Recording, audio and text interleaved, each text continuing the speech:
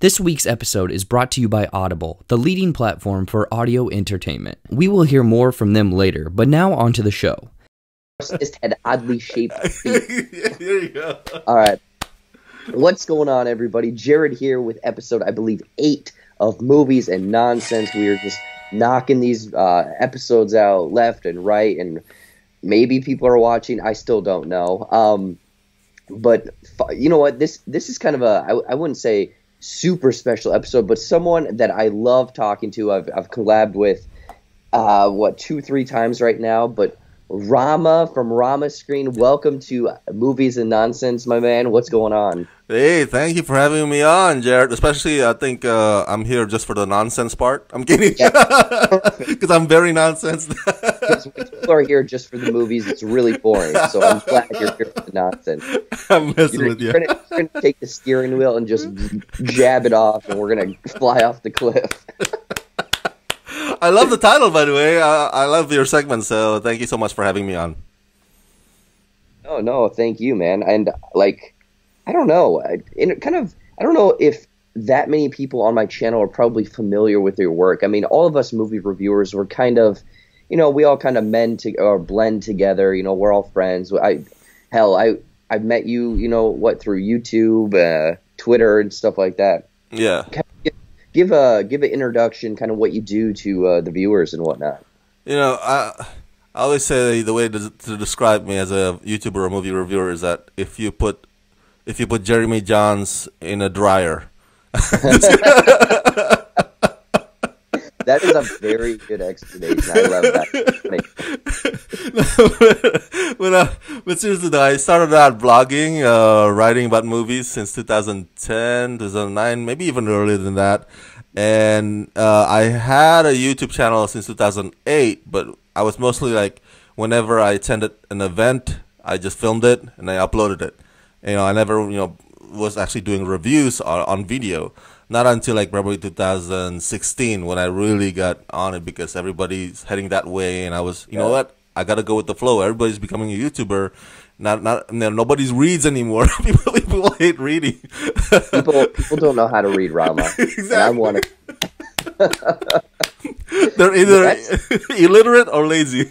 Yes, I'm both, 100%. I'm actually kind of surprised, man. You were on the very beginning of YouTube then, because if you had a channel in 2008, that's like the beginning of it all. Yeah, it was 3 years after YouTube was born. But you know, I was so slow in getting on with the trend. I should have gone on with the trend even right at that moment. Oh, yeah. But it was just one of those things where you feel like you're resisting something. Like, oh, I don't know if I want to eat that food. I don't know. It looks good though. I don't know if I should call that girl, all that stuff. Exactly. No, I hear you. I think it would be funny to go back, and it's like on YouTube, it's the evolution of dance, some other random video, and then Rama, you have your upload. Like, that's probably the 3 videos that were on there at that time. Yeah, whatever event that I was shooting. Yeah, just exactly. Uploaded it. People are like, I don't know what this is, but I'm gonna watch it. I have a friend who told me the other day that his video went viral. You know, he's not even a YouTuber, but he uploaded his video of his dog doing splits or some sort. It went viral. It got 1 million views. I was like, wow. People, you just never know what people would watch, No, I hear you, man. You could spend hours upon hours and put your hardest work into a video and get like 100 views, and then you could upload a dog doing splits, and it's just gonna blow up, man. The key is an animal and something ridiculous. Yeah, I told him like, well, for your next one, you should do splits. maybe. And then it like pans over and looks at the dog, and the dog's like looking at him like, "What are you doing, man? Yeah. Stop trying to cash in on my fame here." Yeah, you like close up on his face. Mm. Yeah. Oh my god. So yeah, but that's a little history about me. Yeah, perfect. No, man. Oh. Usually at the beginning of these episodes, I do kind of these icebreaker questions, kind of get to know you more questions, and I have a few here for you. If any are too racy or seductive for you, you don't have to answer, obviously. Oh, no. I mean, how do you call that? I'm no holds barred Rama, no holds barred. Oh my gosh. Okay, anything goes Rama. We're gonna go straight to the filthy questions. No. I mean, you literally, like, I'll see your uploads and your stuff on your website. Like, I don't know how you find that much time in the day. Yeah. But you're covering everything from movies to streaming to TV.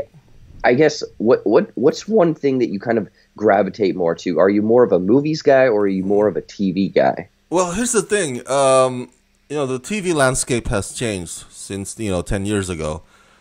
Even before that, I always say that The Sopranos changed the TV landscape because prior to that, it's been just procedural, where like cop crime, where everything starts and ends with each episode, Yep. And now TV is like long story form, like a movie, long story arc. So the fandom has become even more now than movies. Whenever, I don't know about you, but I'm sure you also review TVs as well, occasionally from time to time, and you notice that it receives more views than the movie reviews. It's just like TV fans are more passionate because they actually spend time with their characters. You know what I'm saying? With the characters that they love on the screen, as opposed to just like 1 2-hour experience. Well, and so it all depends on, I guess, the way because there are too many TV shows out there. I try to boil it down to what is buzzed about, what is much talked about. Because and then of course you can tell as well when you start doing a review on one TV episode, and then it's not gaining traction. Then you're like, okay, we know that it's not popular, and you can tell from the Variety or Hollywood Reporter, like, this show is not getting any ratings. And then you move on to the next one that's, that especially, and of course you got to do the popular one, like Game of Thrones, Breaking Bad, Marvel like movie or Marvel shows, stuff like that. Marvel shows, exactly. Yep. So, I like doing both. The thing is, people always ask me, how do you spend your time? Like, well, I've been out of the job since 2006. So how I pay the bills is I work a little bit, odd jobs here and there. Yep. And then I've been trying to do social media manager these days, social media director, and I drive Uber, which actually pays not bad. So and so whenever I'm not doing that, I turn on my handycam and my microphone and film it. Yeah. Well, you know what? Right there, just kind of switching topics to essentially just the grind of trying to make it in this space, almost like entertainment, blog, YouTuber, anything kind of like, you're almost everything, and you have to do all of this, I guess, side stuff to keep this passion alive. And I don't know, I guess other people outside of the spectrum and the industry don't really understand it. Yes, and here's the thing too. I'm sure you can relate that because you and I both are small YouTubers. We're not 20,000 subscribers or anything like that. That's why I always enjoy collaborating with my fellow YouTubers who are on the same ranks with me, who are still climbing, who are still putting the stripes. Because if I have Jeremy Johns on or John Campea, it's like, why do I need to put them on? Like, they already got their exposure. So anyway, but yeah, I think you can totally relate to this in that and we graced upon this earlier, I think, before we start shooting this, is that it can get discouraging at times when you put in so much work, and then you upload the video and then you only get like 60 views or something like that. It happens a lot to me. I'm sure you can relate. It can get discouraging. So you for me at least, I gotta get doing this from the mindset of I love doing this. Because if I get doing this from the mindset of like, oh, I wanna get views, or like, oh, I wanna get that subscribers, if that's the objective, I'll be disappointed every time. I'll be discouraged every time. That cannot be my motivation. Oh no, and the thing is, it's so tough to almost direct yourself that way, because you want, I guess, satisfaction from the work that you put into your reviews and everything. Like, you want a give and you want to take, from everything. And the line is very much blurred, because it's like, I want to do this because I want this to become a thing, but also I do this because I have such a passion for movies and TV, and I guess just having a voice out there to entertain people. And it's tough. And again, I mean, I'm sure you're aware of it, because you've been doing it a hell of a lot longer than I have. You see people come in every single day, and you see people, some of those people continue and some of those people fall off. And multiple times personally, I've gone out and I'm like, oh, I wonder what that person's up to. I haven't heard from them in 3-4 months. And they no longer do it because they just, I guess I wouldn't say the passion isn't there, because life gets in the way. And I'm sure you've had it too, where maybe for a month or something, where literally every single thing in the day is against you. Maybe your car breaks down, maybe your computer doesn't work, and it's just that push through attitude to just kind of keep this passion alive. And honestly, another thing is, you could put something out amazing, and then the comments just tear you apart. And that's just another little aspect that I think people in a normal job don't get, is I'm here trying to do my job and someone's yelling at me the whole time. Which, I mean, there are jobs like that, but you don't have a 12-year-old calling you a dickhead, you know? I get you, bro. Oh, I got comments this past week about my Terminator Dark Fate review, because I was apparently people thought I was too political. You know, sometimes, you know, the thing is with our opinions about movies, they're subjective, and sometimes we put ourselves in it. You know, whatever our outlook on life is, or whatever our views kind of we where have. you're sitting and how you're feeling, and kind of what you've gone through. Sometimes, you know, my political views kind of seep in occasionally from time to time. I know I probably shouldn't let that happen too often, but, you know, it's just my opinion, you know. And then people are like, "Oh, you fucking stupid!" It's like, well, so you think that Trump's worse? Can't watch this movie? You know, it's like, hey, it's just my opinion, man. But I totally get it. And also, I think to your point about how some people fall off, or like don't do it anymore for some reason. One of those reasons, I think, in my opinion, and I feel it too from time to time, is like, you know, you kind of question, like, what's in it for me? Like, if I only get 60 views or 80 views, like, what's the use of doing this? You know, what's the benefit? You know, might as well just move on, you know, and not do it again. So again, it's back to, like, because I love doing it, and I love, you know, this is the narcissistic part of me. I love watching me watching myself. I love hearing me talk. You know what? It's true. You have to have that little hint, a little hint of that in there to just keep going, because it's like, hey, I just want to watch myself. Like, basically, that line from A Star Is Born. I just want to take another look at you. Yeah. Da, da, da, da, da, da, da, da, da. Rama, I want to go back to how you said, like, is there certain shows and movies that you've watched, like, for actually TV, for example, you've watched one episode, you've reviewed it, it's not getting the traction, do you just throw that by the wayside? Yeah, I guess yes and no, if you will. It depends on how popular the subject matter is. I don't know if this answers your question. So when I upload something and it only receives a few views, then yeah, I'll just you know, come up with a better one or a new video, and forget that one ever happened. Not that I would delete it, but I just don't talk about it anymore. Yeah. But here's the thing too. You know, that's why I admire folks like you, because you guys, you know, no matter, even though I look like I'm doing mass production, you know, busting out 2 or 3 videos a day, but, you know, I don't have the video editing skills. I don't have green screen or CG, and my thumbnail is really shitty. So yeah. So you know, I admire folks like you guys that, you know, even though you guys put out like 1 or 2 videos, maybe on one weekend basis or a weekly basis, just 1 or 2, but you guys really make it really good, you know, because you guys got the skills. I like your latest J-Buck classic. You put in clips, you put in that effects that look like Terminators looking at you. Man, that took way too long. I had to watch a few tutorials. I don't know. I can't do that. I'm really shit. weird. I'm really weird about, like, if I'm gonna put something out there, it has to be this. Basically, I'm a perfectionist, and it's a curse. That's a good thing. Dude, you don't want to know how much alcohol I'm drinking just to like keep my sanity. You don't want to know, Rama.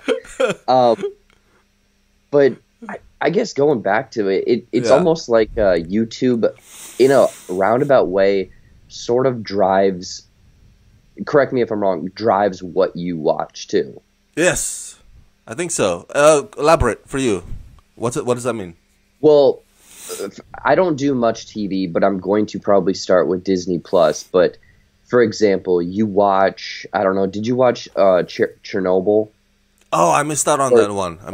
Yeah. I'm trying to think of a show that you recently watched. I watched Euphoria. Euphoria. Okay, that's yeah, that's a good one. For example, like say you do a review of the episode 1 that explodes, and then you're like, well, I wasn't really a big fan of episode 1, but I'm definitely going to watch the rest of the episodes and review them because people want to know what's going on in this show. So is it a weird thing where you'll watch something, you're not a big fan of it, but people love it on the internet, so you're going to keep watching it and reviewing it because it gets the views? Oh yeah, that's a good question. It's definitely this weird thing because it's like, I mean, with MCU movies, for example, I mean, I love going to those, but those seem to do a lot better on everyone's channel. So, I guess it's a bad example for me for Euphoria because I actually like Euphoria, but I can't remember the last time that I actually did a TV show review because the views are really good, and not because that I like the show. Was that how it was for you with Chernobyl? I mean, I was just bringing up Chernobyl as an example, but I don't know. I guess it's one of those things like is YouTube or the viewers almost driving your not like what you watch and what you review, because like for example Terminator, that you knew that people would probably watch that because they're retconning the 3 that came after T2. People are going to want to know what everyone's opinion of it is, and maybe you didn't like it and you watched it. I don't know. I'm going to be honest. I'm going off in a tangent, and I don't know where it's going. No. I have a good example for you. I have a good example. Okay. And it's actually something that's about to happen. I haven't done it yet because I stopped watching Arrow series, season 6. I didn't even do the reviews on a weekly basis either, but I used to like Arrow. I used to be a big fan, but then the storytelling quality went downhill, just like most CW shows. And then, and of course, the upcoming Arrow season 8, or this one, the current one, is the final season. So I am planning to do the review for the final episode, like a live review. I did that for Gotham. I did not even do Gotham weekly review, but I did that for Gotham final episode live review that same night, and it got like about 2,000 views.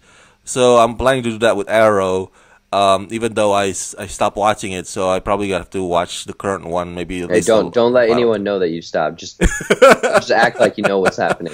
Exactly. So that's probably one example of why I do a review based on the expectation that I know that's gonna drive views. It's gonna gain views. Because it's a final series finale. So that's why. Definitely people are gonna be tuning in for that. I mean, this I got another question. This almost goes back to what you were saying about TV, and you seem. I mean, personally, I don't do that much TV, but you're saying that TV seems to get more reception for yourself. I think, and I've noticed this recently because I started doing more Netflix movies because I've seen that you do them. Personally, I don't think a lot of people are doing Netflix movies.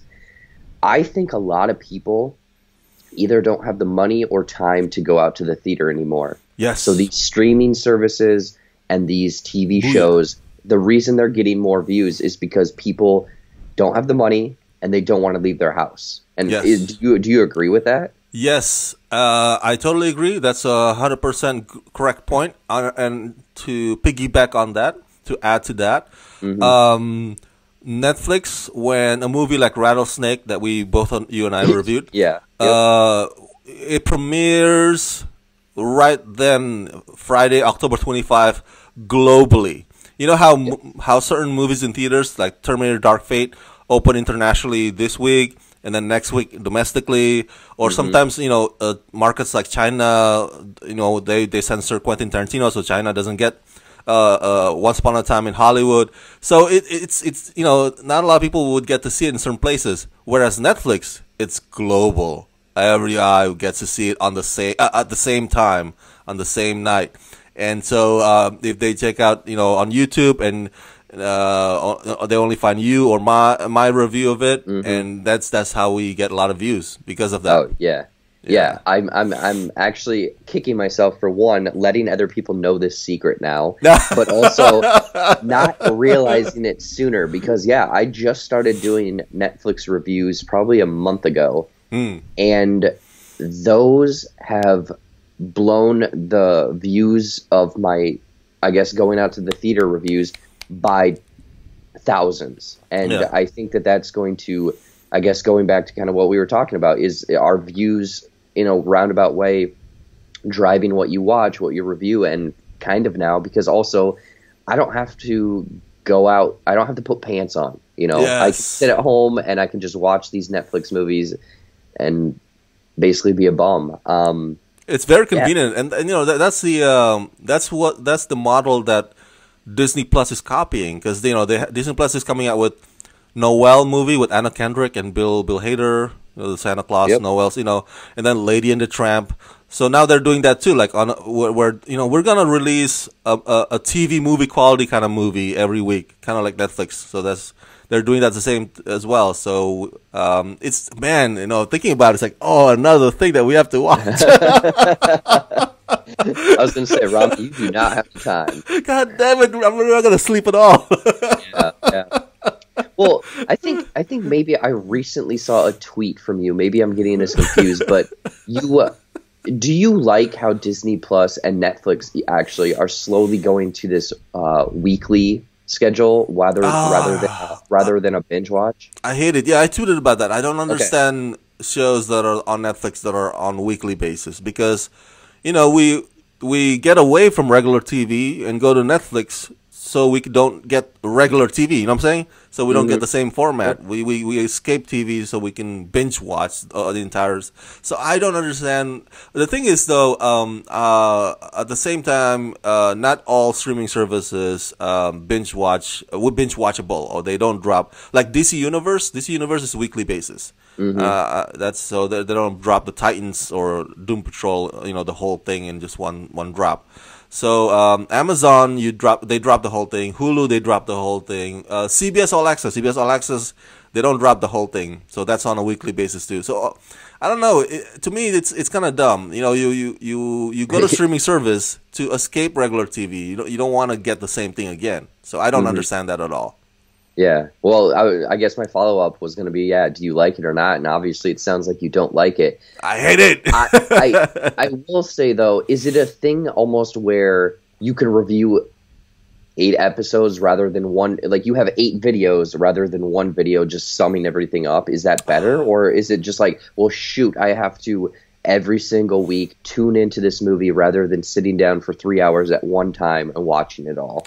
Well, yeah, there's a upside and downside to that, I suppose, because I remember HBO president says we will never go bingeable or binge watchable.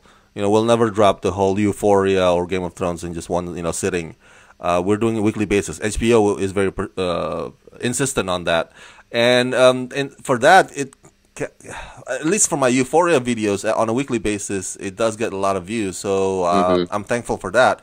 But at the same time, though, there will be, because Euphoria is on Sunday night, there will be some Sunday nights where I'll be out partying with friends, or Sunday nights I'll be covering red carpet. I'll be missing out, and then I would review Euphoria on Monday, the day after, and it won't get as much views because everybody already turned to other reviewers. Oh my God! It's like that old saying: you strike the iron while it's hot. Yep. So when they drop like Rattlesnake or whatever Netflix series is on that Friday, you want to put out your review on Friday like you do. That's when you get the views. Otherwise, people move on to some other thing or some other shiny object the next day. Yep.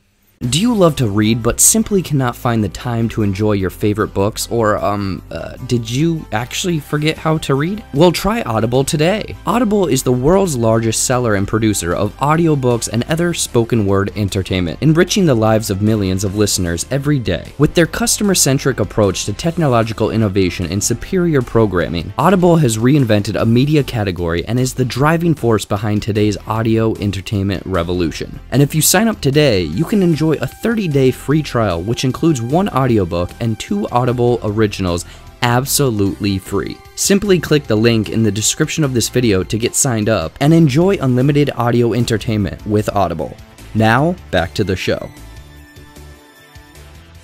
And I actually had this conversation with, I think, a couple people that, you know, they're not in this sphere as we are. And they're like, well, why do you have to get it out like Thursday? Like, I go and see movies Thursday nights, and I get my review done on a Thursday night now. Yeah. It used to be, like, when I first started, it would be a Saturday or a Sunday. People don't understand. It's timing. It's all of these different things. It's quality, it's timing, it's a good thumbnail. It's this big, weird, almost formula that if you don't have it correct, you're not going to get the reception that you want. But like you're saying, you know, these Netflix movies, you watch them on a Friday, you get the review out on a Friday, you're going to get the quote unquote reception that you deserve on it. Yeah, and go ahead. I'm sorry. No. Well, I was gonna have a follow up question, but add to that if you have anything. Yeah, but to your earlier point, you know, it does help and it doesn't help sometimes. Watching in one sitting versus watching it on a weekly basis. Like I said, if you have a party that night, then you're missing out on an episode, and then you're missing out on getting traction on views. And sometimes, you know, on a Friday when Netflix shows comes on, or a Breaking Bad movie, Netflix, and I have something that Friday I have to Uber or whatever, and then I miss out as well. So I can't spend like 10 hours sitting, you know. So, you know, it all depends. You know, there's an upside and a downside to both formats. Okay, well, I was going to ask you about timing, and maybe it's just the fact that you don't sleep. How do you get Netflix stuff early? Oh yeah. I didn't want to bring it up because I don't want to brag or anything like that. Cause, well, I don't want anyone to maybe like steal your mojo or your secret. No. Like, are you on a list somewhere? Did you do some like sexual stuff to someone somewhere or a table, and now you're on a list? Like what? How? I have to get on my knees a lot. Just kidding. Well, that's Hollywood. This is a rated R segment, right? Yeah, I guess we weren't going there, but we are. But yeah, I how do you call that? Because I've been doing this for a while, and I cover film festivals and conventions, so I'm on a lot of studio lists. And so one of them is Netflix, so I have contacts. So I would email them maybe 2 weeks before the movie comes out of Netflix, or 2 weeks before the series, whatever it is, comes on Netflix. And I was like, hey, can I get the screener? And then they're like, hey, here's the screener, but here's the embargo date. Embargo means you can't post your review until this date. So I do have that advantage, fortunately. But it's not like something like, oh my God, I'm better than Jared because of that or anything like that. I'm just. Believe me, it would help to get something a little bit early. You know. Exactly. I just happen to have that advantage, but you know, not that I'm superior to any other YouTuber or anything like that. No. Well, and you kind of brought that up. I mean, you've been doing this for so long. You know, you're on these lists, and you've had interviews with people, and I'm assuming you've done press junkets. You've God, I don't know who it was. There was someone that you actually sat down with, and I watched recently. God, this is gonna kill me now. But you go to film festivals as well, and you make these lists. Yeah. Is it a thing that you almost? I mean, you got to put your time in to get to this stuff, right? Yeah. If you apply for any film festivals, automatically you'll be on the press list, and automatically they'll have you. So beyond, even after the film festival ends, you know, those publicists or studio contacts, they still have your email because of that, and they might invite you or have you screen their stuff for review or whatnot. So yeah, so it's been like that for since 2010, I would say. Oh wow! So I've been a lot of lists, Schindler's List and Craigslist. Okay. Angie's List. Angie's List. I don't know what other lists there are. Kill List. Yeah, oh my god! There's a price on my head. I'm gonna have to cut this one. Oh man, that's awesome. Now let me ask you this, brother. Where do you live again? Which state again? I live in Iowa. Literally Iowa. the middle, Is the there middle of America. No worries, no worries. Is there Iowa Independent Film Festival or maybe a small comic book convention or anything like that?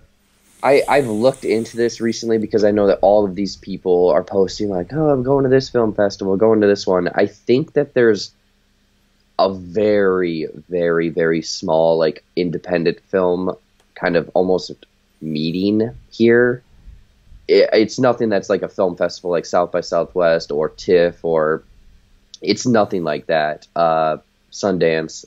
And they've had a handful of, smaller, essentially not Comic-Cons, but they call it something different. Basically, if I want to do what you want to do, I need to move.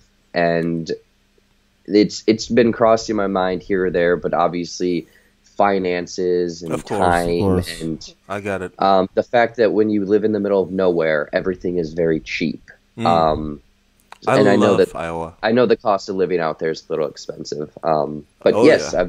I've definitely been considering that. It's just that I've traveled across the United States, except for Alaska and Rhode Island, Delaware, because I used to work as a college recruiter, so they have me travel everywhere to go to colleges, community colleges, or high schools to do speeches about financial aid, to recruit students to come to my college here in California. It's a private Christian college. So I've been to Nebraska, Iowa, all the where I remember driving on a highway and it's just flat lands. There's no mountains. It's a flat lands or corn or whatever. I'm picturing it's a very boring drive, Rama. You can say it. I'm picturing that's what your state is like right now. But I remember crossing state to Nebraska and Iowa in the Midland, mid USA, if they want to call it, right? Mid Heartland. And I like it.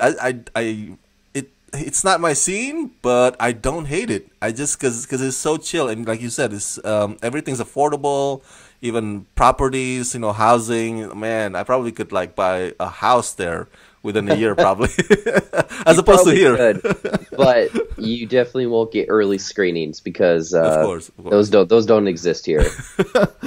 Fortunately, that's why I admire you, brother. The way that you still earning your stripes and trucking through. Despite being in Iowa. Well, thank you, man. I appreciate that. I definitely have to think outside the box and try to come up with new stuff because I don't know. This might be me standing on a soapbox right now, but there's a lot of content out there that I don't think there's much heart put into it. That's just myself, and that's what I'm trying to do is just do, I guess, different stuff. And also, like, just doing this, like, I just want to sit down with people that are cool. And honestly, I love talking to you, Rama, because people who will just laugh at dumb shit I say, right there. Like, literally, when we talked about Ghostbusters, and then what was the other one we talked about? Transformers, all of that shit. Yes. Transformers. Oh, my God. Those were two just great conversations that flew by because anyone that I can just sit down with and just have a good laugh. Like, honestly, right now, I'm pretty tired. I'm pretty hungover, but I'm having a hell of a time talking to you, man. And the laughter is the best medicine, man. Yes. I love having conversation with you as well because you're a naturally funny guy. I wish I was naturally funny. I gotta think about things. Will that thing in my head that I'm thinking right now would be funny? Should I spew it out of my mouth or should I keep it to myself? You don't want to be jealous. There's so much going on up here. I'm going cuckoo cuckoo, man. Well, let me ask you this. Since we're in the topic of funny here, I downloaded Countdown app Oh no. Yeah, it says that I no. only have 165 days left. What's 165 days from now? Is that I don't Valentine's Day? know. Probably. Oh my gosh. Are you going to be in the reboot of My Bloody Valentine? Yes, probably not. In 3D, in 3D. Oh, it's really, oh, thank goodness. Whew. Did you download We're gonna, the app? There's a countdown app. no, there isn't. Is there actually? Yeah, but it's a how do you call that? It's a mock, it's a faux, of course, to promote the movie. Yeah, no, I don't want to do that because I saw that movie and I don't want that in my life. That movie was so funny, dude. That movie was so hilarious. Like you wanted it to be tech based, you know, like, oh my god, this new concept, the app that can tell you when you die, and then like not even halfway through, it becomes supernatural. It's like, oh, it's your generic supernatural stuff. Yeah, it's like, oh, the devil went to the app store and made an app. And the priest is, you know, of course the priest shows up. So I was like, oh, you think it was going to be something new, but it's not. It's like, oh, no. I even said it in my review. I was like, the initial setup, the idea was amazing. Yeah, right? And they just shit the bed on it. It's like, why do you resort to something stereotypical again? Like, just come up with some, you know, app tech-based stuff, you know, not supernatural shit. That's the problem is, I mean, again, I've never written a screenplay. I've never directed a movie. I'm sure it's very difficult. But ideas are tough to come by nowadays. There's a lot of, I mean, from all of the TV and movies and shows and stuff you watch, I'm sure a lot of stuff will almost blend together because you're like, oh, well, they did that over there, or that idea is from over there. Yeah, but it's like a amalgamation, combination, or like, you know, people, the way they do it now is just try, okay, let's pick a little bit elements from here, a little bit elements from there, and then mash it up, and hopefully people will think of it as original. And you know, that sometimes that could work, you know, and the reviews will be like, oh yeah, like Joker, like, oh, that's Mean Streets meets Taxi Driver meets DC, you know. So that's how they would, you know, say it in their reviews. But yeah, original idea these days, it's hard to come by, man, you know, because especially, I'm sure for filmmakers, I'm not a filmmaker, but you watch thousands of movies like you and I do, but they probably more because they study films. And so they have this thing, this catalog, a library in their heads, and sometimes they, you know, even without realizing it, it'll come out in their influence, you know, or in their style, in their making movies. It's like, oh, and then people will pick it up, like, oh, that's Martin Scorsese, or that's, you know. So maybe the filmmakers did not intend it that way, or intended to look that way, but it just, you know, subconsciously, because he's seen so many movies.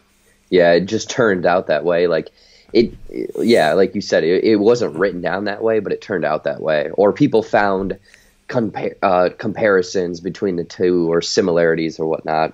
Yeah, so this countdown movie that we saw, it's like Final Destination and Scream, you know, where the serial killer characters get killed off one by one. Yeah. Or a mix of The Ring in there as well. Yes.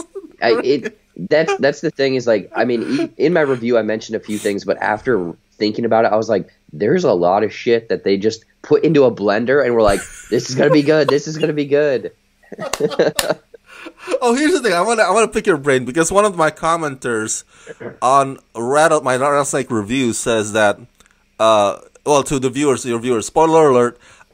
Spoilers for Rattlesnake. If you've not seen it, I mean, by the time this comes out, I think it'll be a few weeks old. So, anyways, continue. Yes. That she was late in killing that guy, or that the reason why the rattlesnake had to help her out. I don't know. I was trying to figure that out. Why the rattlesnake had to help her out, you know, by killing the guy. And then somebody says, like, oh, when they were driving off and they see the Theo Rossi character walking on the street, you know, she asked her daughter, like, can you see him? Like, yes, I can. You know, and the commenter says only the dead can see the dead, meaning that the daughter actually died, and that's the ghost of her daughter sitting in the back of her car. What do you think? What do you think about that theory? Okay, so yeah, I think the same person commented on my video. Okay, because I originally watched the video and I was like, she completed her task and the daughter's driving off with her mom, and the reason she can see is because they both have a curse now. That's how I read it. A very just straightforward thing. Okay. But Yeah. but I think that is not the way they wanted it. I think that the person that you're saying commented, and the same person that commented on here, is she Googles the sunset at 5:37. She looks at her phone and it says 5:39. So she missed the time. Blah blah blah. I think the daughter is actually maybe dead. I don't know. It's this weird, like, open for interpretation, ending explained. I need to figure out how this movie actually ended, because Netflix likes to do these kind of like trippy, twist endings of such. Because how did you read it, and then did that comment kind of change your mind? Yes, it did kind of change my mind. I thought that I overlooked the 5:39 thing, but you brought up with that good point, because I was so fixated on, she was focused on the sundial thing. You see the light kind of fading off a little bit. So I was focusing on that, exactly, on the rocks. So but I still couldn't understand why the rattlesnake helped her out. Like, at that very moment, like, help the guy, try to bite the guy, and then the guy falls off. Like, why? Why is the rattlesnake there? So I don't know either. I had some weird opinion or thought, and it's a stretch, and it doesn't make any sense.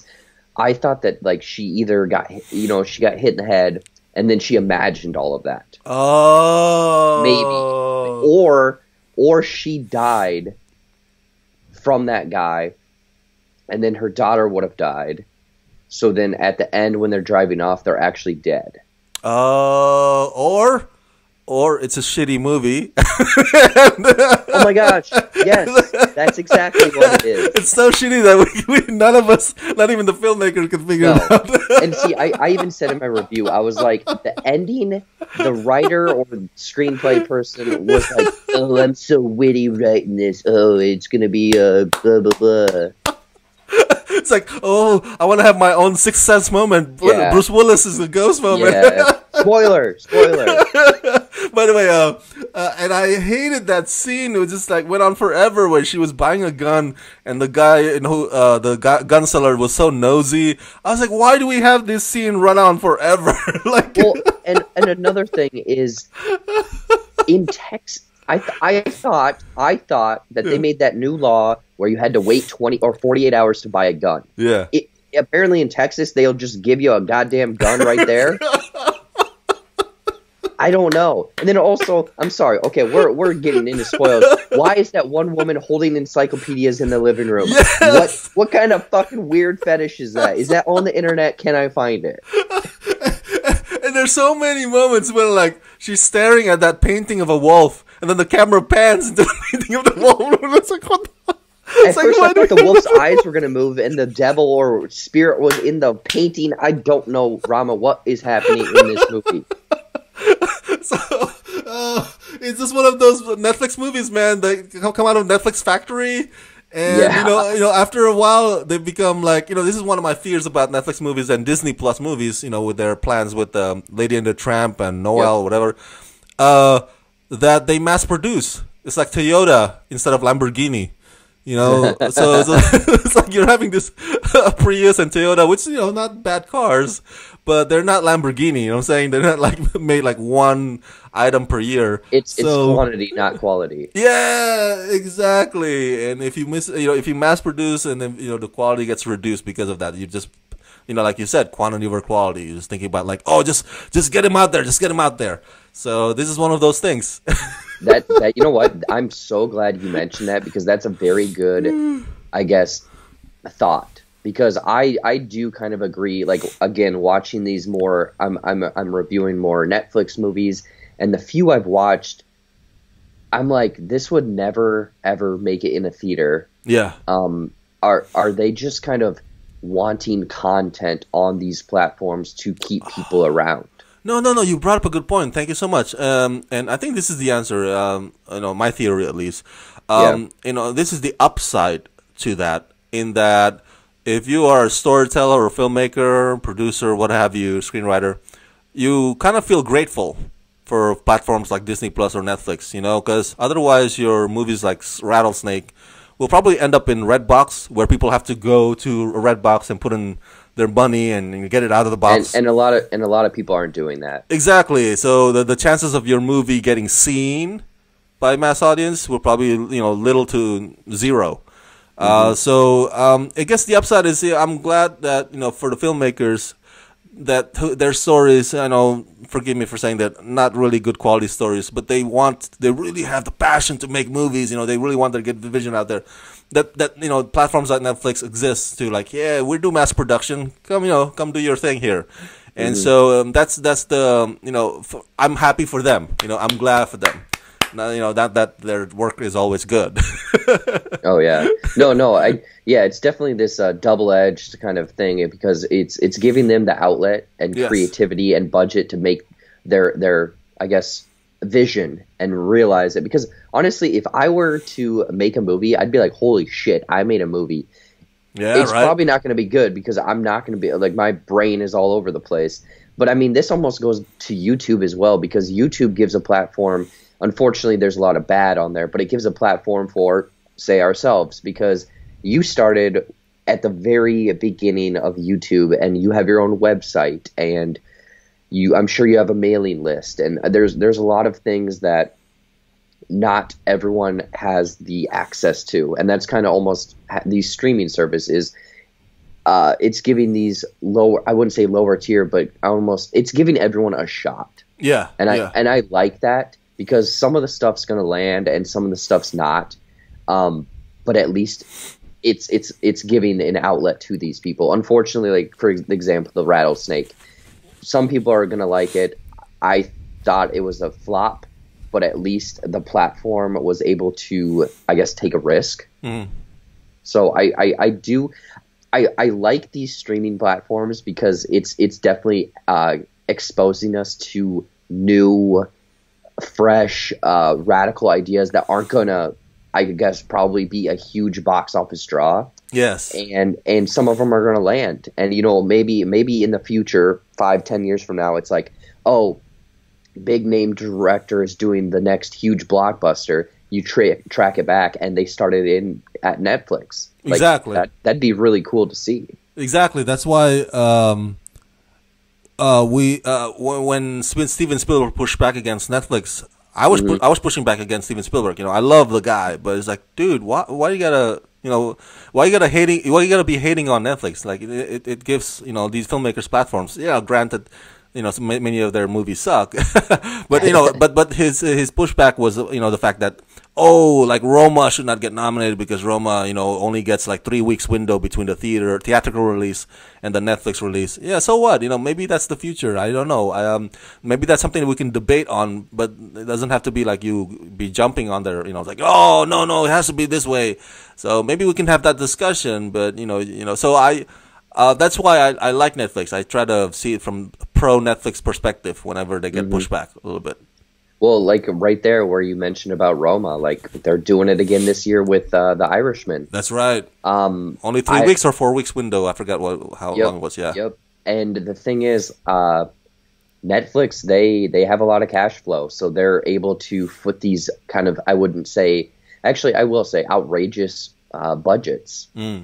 But people are there. It's a spectacle. Like, honestly, I think my parents the other week, they're not into movies. They're very much on the outside, and they knew two different things. They knew about the whole controversy about Joker, and then going to Netflix, they're like, what's this new like Irishman like mafia movie? And I was like, oh, like blah blah blah. They took the people and this technology, and they're like, wow, that's different, that's weird. And I'm like, well, that's the future, I guess, Yeah, you should have told them, like, oh, yeah, it's a Irishman. It's a biopic on that Lucky Charm.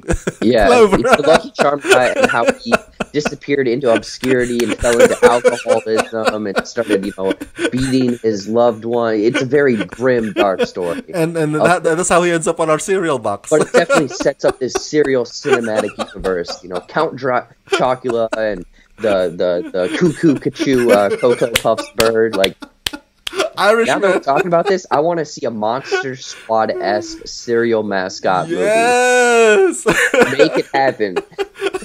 like, come on, man. You're Hollywood. You're only doing like board game movies anyway. So with Ouija, might as well serial movies. Oh my gosh, yeah. I'm still waiting for the Uno movie. Oh my god! So sorry, man. We got off on a tangent about Netflix this past. That is exactly what this show needs to be, Rob. It's movies and way more nonsense than movies. Yeah, we're sort of approaching the end of the episode, so I'm trying to think of final questions, final thoughts, and whatnot. But I guess anyone, you know what? I'm going to ask you this: anyone that is an aspiring film critic, writer, blogger, anything in this sphere, because you've been doing it for a hell of a long time, and believe me, I want to get you on another episode to almost dive into the journey you took to get to where you are. What advice would you give these people? Keep earning your stripes, man. Keep trucking through. Goes to my point earlier. Do it out of love. Do it because you enjoy it. Because if you don't, you might get discouraged if you do it just based on like, trying to get views or trying to get subscribers, and then you're like, looking at the views of your videos that you put your hard work in it, and you only get 60, and then the subscribers only like you only gain 1 or 2 every month. You can get discouraged. I know I get discouraged. I am there. So you gotta do it out of love, and don't be afraid to post your opinions about movies or TV on Twitter as well, or don't be afraid to engage on what is buzzed about. You may see it as, like I said earlier about Arrow, maybe I'm already falling off of the fandom of Arrow, but if people are leaning towards that because it's the final season, get on that, man. Don't miss out on the buzz. Because the next day or the day after, it'll be the next shiny object. Just keep trucking through. If this is something that you love, don't give up. Don't give up. And it's hard because YouTube now, after 14 years existence, there's like billions of voices out there on YouTube. It's hard to make yourself stand out. But I think one good advice that one of the fellow YouTubers that I look up to told me is that, hey, just not find your lane, not find your niche, but find the format that is you, that that your audience is already comfortable with your format, whether it be Jared Buckendall format or whether it's me format with my shitty thumbnail. But if that's the format my audience is already come to familiarize themselves with and they love it, then yeah, just put out more of that, because I remember, Jared, there was a point where I felt like, what? If only I had my green screen skills. If I only had better video editing skills. If I only had background that's with my collection of Blu-rays, and I think, why didn't I have that? But my fans, my audiences still come to me no matter what. So I was like, you know what? I'm not gonna be like dwelling in. I'm not gonna be dwelling in my pity for like, why can't my video look like Jeremy Jahns or Chris Stuckman? So I was like, you know what? I'm just gonna go. Maybe they like me just because of my opinions, because how my outlook on movies, not necessarily my background or thumbnail. So don't let whatever limited skill that you have keep you down. If you love it, man, just bust out those videos. Oh yeah, no, that is you just gave a whole bunch of great knowledge or insight into stuff. Yeah, because it's like almost strike when the iron's hot, be true to yourself, and it sucks, but it's tough to do. Don't compare yourself to other people on this platform because you don't know, I guess, the resources that they pumped into a background, because I see all of these people with Blu-rays upon Blu-rays and Funko Pops and all of this movie memorabilia, and personally, I don't have the budget to pay for that, so I have to fake it back here. Like, literally, I had someone the other day message me, and they're like, is your background real? Like, how many movie posters do you have? Because you move them out all the time. And I'm like, dude, that's fucking fake. That is all fake back there. Like, no. Yes. So, it's almost another thing. Adding on to what you said, it's almost like fake it till you make it, man. You like, keep that grind going. Like, the first few years, and I'm sure you ran into it, it's you busting your ass out there to get 2 viewers or 2 readers, but those people are going to keep coming back time after time after time. Exactly. And you know, even though, and also here's my last advice. Even though people here in LA may have the advantage of probably getting early screening or film festivals, whatever, don't let that discourage you as well. For folks such as yourself in Iowa, because it's still a fandom no matter where you are. So if I watch it, Terminator Dark Fate, like the week after or maybe the week of, just bust it out, just release that video. Once you watch it, because your fans come for you. Your fans come for your opinions, and I think that's probably my last piece of advice, if I may. Absolutely. No, that was great. All right, Rama, thank you so much for joining. Anything, let people know where they can find you, website, all of your social handles and stuff. But before you do that, I want to just thank you so much. Like, honestly, I wasn't feeling great this morning. This was a fantastic talk. Like, literally, I had a whole list of crap we were supposed to go through here.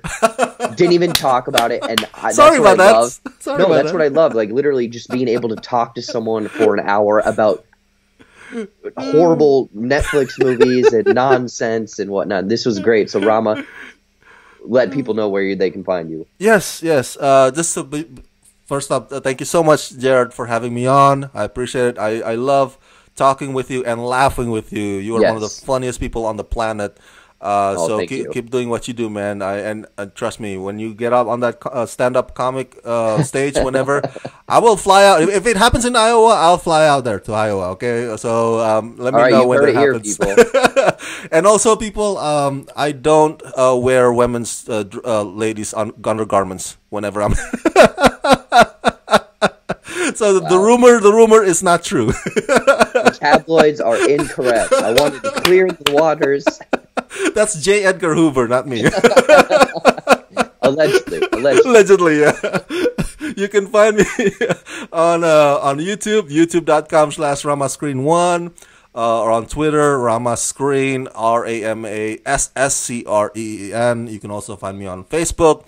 And I also have OkCupid website, ladies, so go check me out there as well. Ladies, swipe right on him. And that's pretty much it. Perfect, Rama. That was great. This is gonna post in a couple weeks, so like anything upcoming, I'm assuming you're gonna have a lot of reviews for essentially award-worthy movies coming in these last months. Anything like you got coming, bigger stuff coming in the pipeline? Yes. Thank you for that. So I got Irishman coming up. I got Uncut Gems with Adam Sandler coming up. Oh, by the way, I forgot to tell you. I also get added to the Apple TV Plus shows list. When does that drop? November 1, that's next week. Okay. So I've already seen 3 of their shows, so I have those reviews also next week up on my channel. And then I'm assuming Disney Plus, you'll be tackling that Disney stuff. Plus, yeah, Mandalorian and High School Musical. Oh yeah, we're all in this together. We're so good. Yeah. You know what's funny? I'm just gonna drop this. I won't get into the story, but in high school we did the High School Musical for our school musical. I had zero singing experience, and I got the lead role. Yeah. Yeah. You're Zac Efron. I'll get into that story on a future episode, but yeah, I'll leave you with that. All right, brother. Anyways, Rama, thank you so much. This was a good talk. I'll talk to you later, buddy. Let's rock this.